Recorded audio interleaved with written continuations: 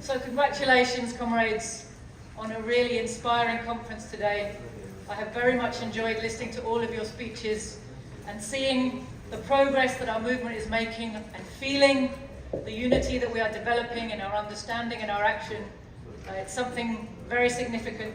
We face the most important topic in the world today. Everything else is secondary to this struggle that we are trying to coalesce right here in this room. So thank you. And it gives me great pleasure and I feel a great honour to read on behalf of all of us the Seoul Declaration today on the rising tide of global war in East Asia. Understanding that the imperialist global economy is in a deep systemic crisis from which the monopolists are desperately trying to extricate themselves at the expense of the world's masses. That as the economic crisis worsens, the drive of the exploiters to find and control profit-taking opportunities, their drive to maximise profit at all costs, is assuming ever more desperate proportions and pushing the world relentlessly into a third world war. That this war,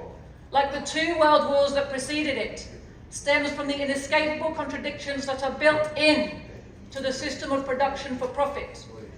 Contradictions that went global along with the capitalist market. That no cost will be considered too great by the exploiters if they can ultimately be successful in restoring demand to the global capitalist market. This they hope to do via a hugely expanded need for armaments and via the need for reconstruction following the enormous destruction of lives, of products and infrastructure. That the logic of capitalist imperialism is incompatible with and impervious to the logic of human beings. And this is why the masses have consistently proved unable to persuade our exploiters to modify their behaviour through the force of rational argument, no matter how self-evident are the truths we try to present about shared human needs or mutually assured destruction. We, the participants at the World Anti-Imperialist Platform International Conference in Seoul, declare the following: that the escalation of the war in Ukraine was provoked by the US-led NATO imperialist alliance, training and directing its neo-Nazi forces, which had looted the country's people and resources and transformed its army into a proxy force to be used as a battering ram in a long-standing imperialist quest to destroy the integrity, sovereignty and independence of Russia and open its vast territory to unfettered looting by Western corporations and financiers. That the same aggressive alliance is pushing to open more fronts in its profit-driven war in East Asia and has to this end spent decades creating proxy armies in Taiwan and South Korea, which it hopes in a similar way to use to destroy the integrity, sovereignty and independence of China and the DPRK, opening up their people and resources to imperialist domination and super-exploitation. That these regions, though separated by thousands of miles, are intimately connected. They form two fronts in one global war that is being conducted and accelerated by the imperialists, who are trying to shore up their profit margins and preserve their failing system by any means necessary. That the people of South Korea, suffering under the triple burden of the global economic crisis, capitalist exploitation and imperialist domination, have lived for the last 78 years as colonial subjects of the USA, whose bases dominate their country, whose officers direct their military, whose financiers control their economy, and whose secret services direct the entire framework of their social and political life. That the rearming of Japan is aimed at reinforcing US military structures in the Pacific and at bolstering the proxy armies at the imperialist disposal in conducting their planned wars against China and the DPRK. That the fascistic puppet Yoon Suk-yeol and his government in Seoul are acting on behalf of their US paymasters and selling out the interests of their Korean compatriots in uttering ever more bellicose and reckless statements that indicate their readiness to catapult the country into war at any moment. That by endlessly conducting provocative rehearsals for nuclear war and for leadership decapitation operations against the DPRK on South Korean soil,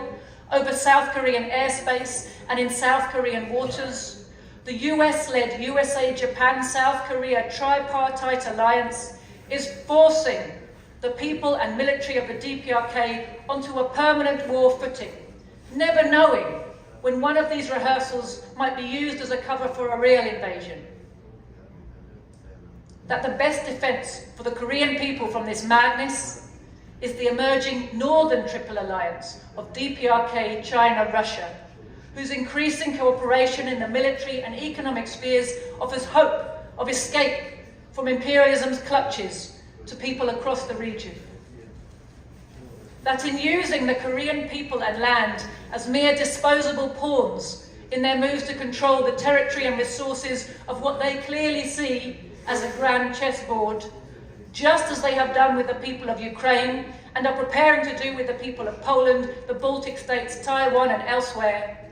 the imperialists are showing once again how little they care for the lives of the masses of humanity.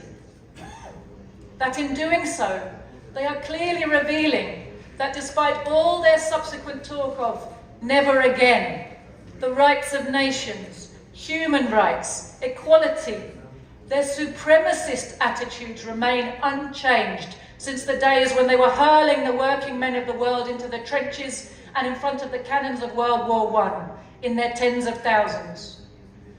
That no matter who fires the first shot in any escalation of the wars being incubated in South Korea and in Taiwan, the DPRK and Chinese armies will be fighting a war of self-defense and national liberation. That the party that is provoking nuclear confrontation and which has pushed so many other states into developing these supremely destructive weapons in order not to be forced into colonial subjection is US imperialism. That the USA is the only country that has used these weapons, and that it did so only when it was sure of no reprisals in kind. That the only way to secure full global nuclear disarmament is to destroy once and for all the capitalist, imperialist global system of production for profit and exploitation of man by man and nation by nation. In this quest, all progressive humanity must be firmly on the side of those who are fighting the neo-Nazi NATO alliance, no matter where they are situated in the globe or what their present social system may be. That the primary contradiction in the world today is that between the US-led NATO imperialist bloc and the mass of suffering humanity, and that the primary task of socialists and anti-imperialists is to maximise the forces that can be brought together to defeat this enemy of human dignity and progress. Thank you, comrades.